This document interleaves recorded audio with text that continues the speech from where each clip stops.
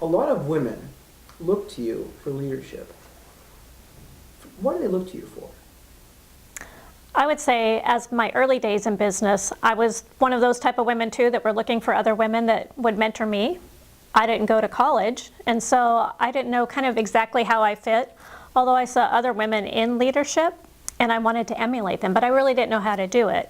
Again, with no college background, because I didn't have the finances to do that, I needed to find some sort of vehicle that would help me get to that place.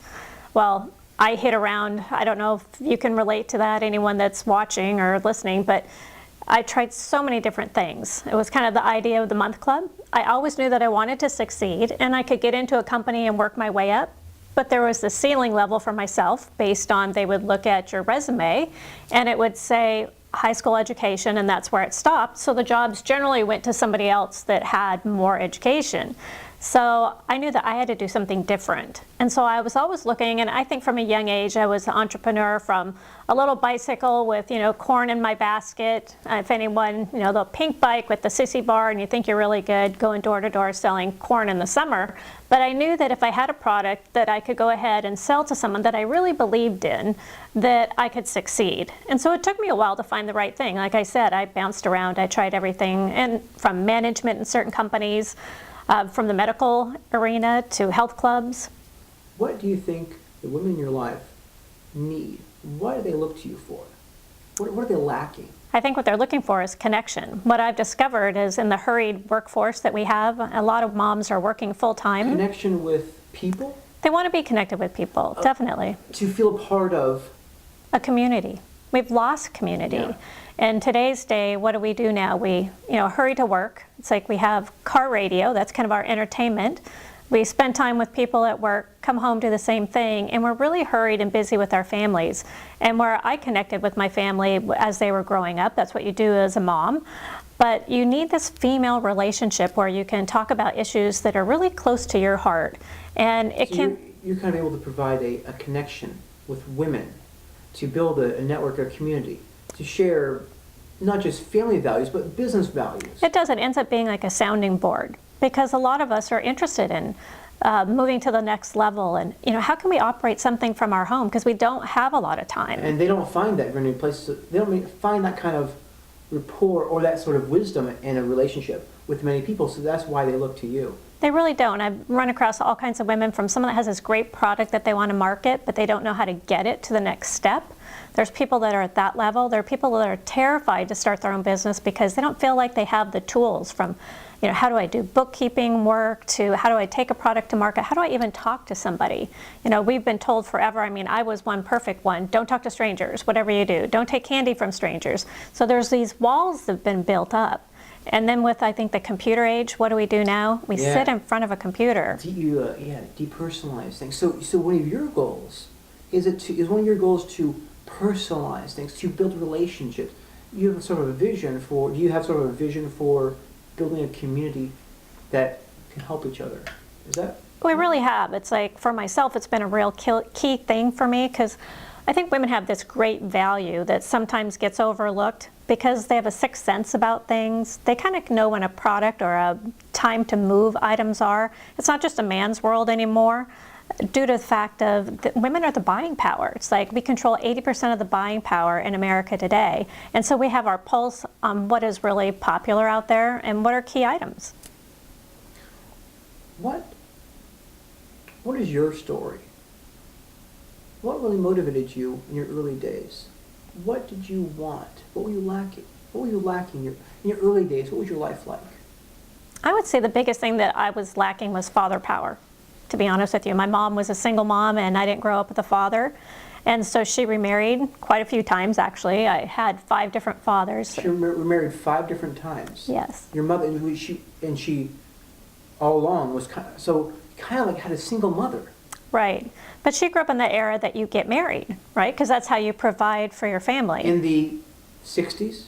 Mm-hmm. Yeah, that would be early 60s. And so she did what she knew. I really believe that we all can do only so much, because if we're not given tools to learn, then you just kind of repeat that whole social heredity over and over again.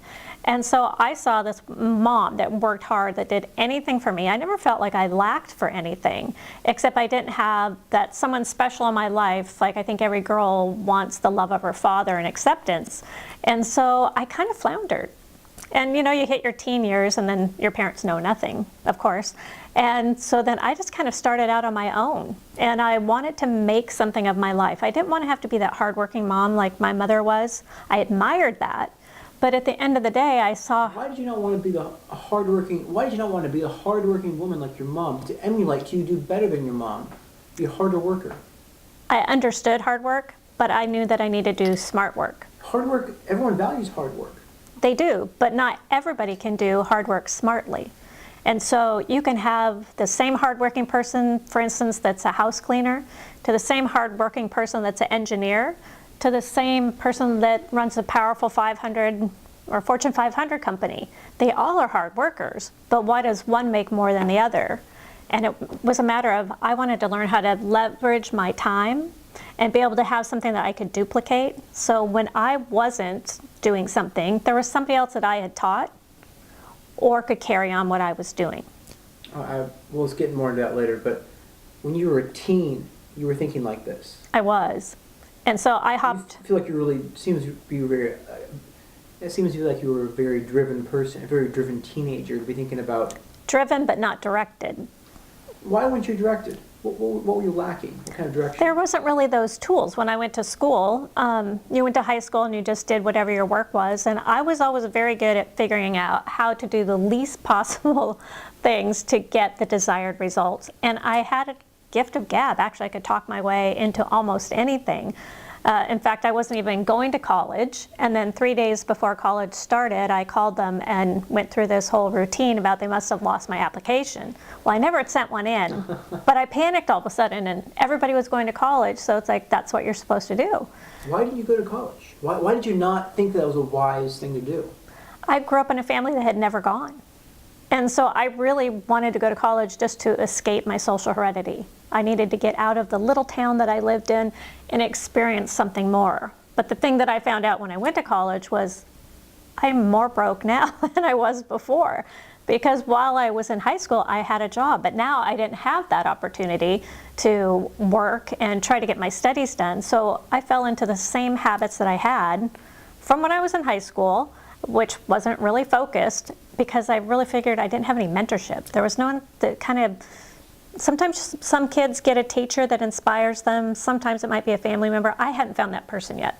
What happened after college? What were you thinking about for a career? When did you start thinking about? When did you finally pick what you want to do for a career?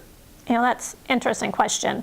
I don't think that I ever have picked what I really wanted to do. What did you do all kind of evolved. What did you do? I did everything from waiting tables to managing health clubs to... Managing health clubs? Yes. So you got into health club sales, a very high pressure business. Yes. You struck me as a very soft, endearing, comforting woman. I never would have guessed. Until I get you in a small room. So after college, you first did? After college, I had taken little small jobs in college, and then I lasted about, I'd say 6 months, and then I got this great idea. My great idea was to, how about if we pack up our car, got a few girls involved. It's like I was good at kind of getting a group excited about an idea. And we were all quitting college and we were going to drive to Arizona. So we did. One by one, they all fell out, but I figured I had to like complete the journey. So drove to Arizona, slept in my car, you know, got a job, did that for a little bit. And you gave me slack for sleeping in my car when I was younger. I know, but everyone had to do it once. You went to Arizona for what happened? For work. For work. Yes. And that's where you went into the gyms? No, actually I did waiting table work there because you got to take whatever you could right away because my goal was to get out of my car. Yeah. And so I tried that for a while and then it became summer in Arizona and it was like, this is probably a good idea to go back home. So at that time I went back and got involved back to where? To Washington State. And then I decided to get involved in the health club field, which I knew friends, and so it kind of gave me an in. So that's where I learned some sales techniques that I say are the best, but they kind of got you through what you had to do.